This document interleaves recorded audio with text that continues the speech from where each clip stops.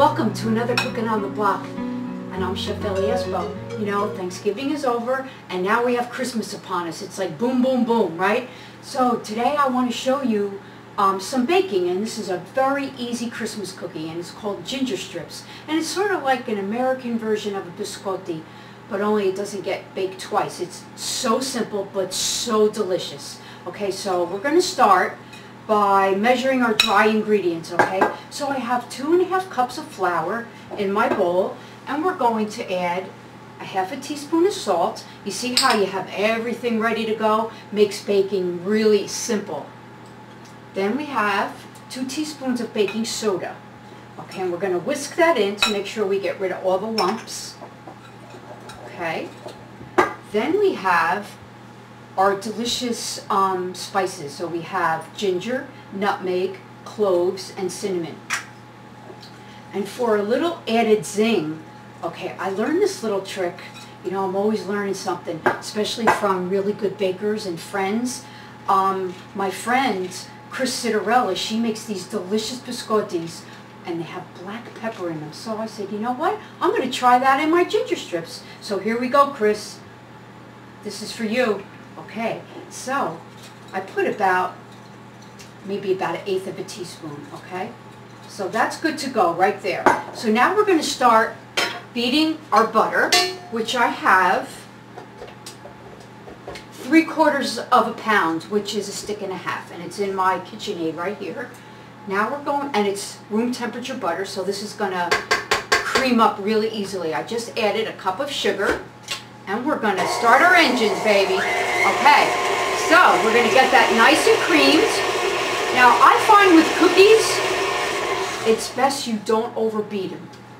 I just find that it tends to make them spread more than you might like.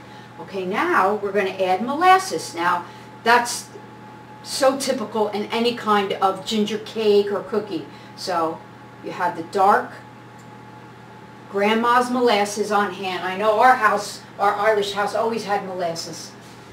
Then we're going to add some pure vanilla extract, and of course an egg to lighten things up.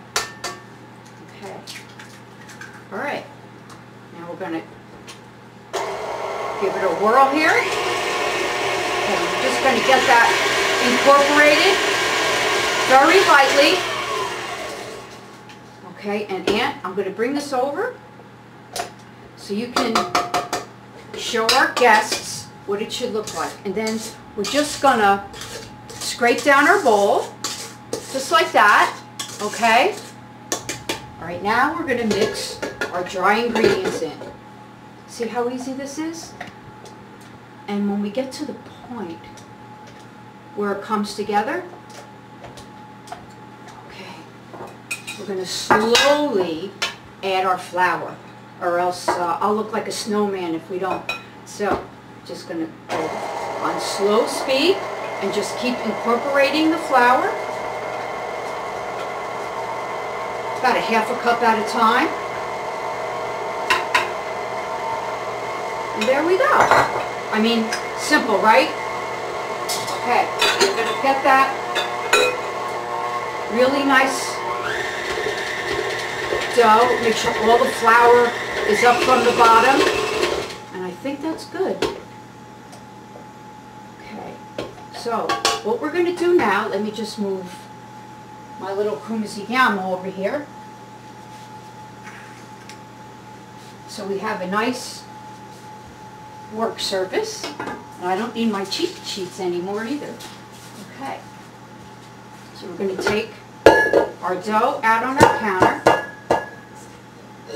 See, we're going to make 6 balls, okay?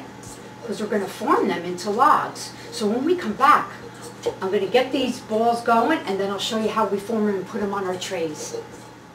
Okay, when I got my ball of dough together, I made 6 little balls out of them, okay? And then we rolled them, so you could see how I did the other 5.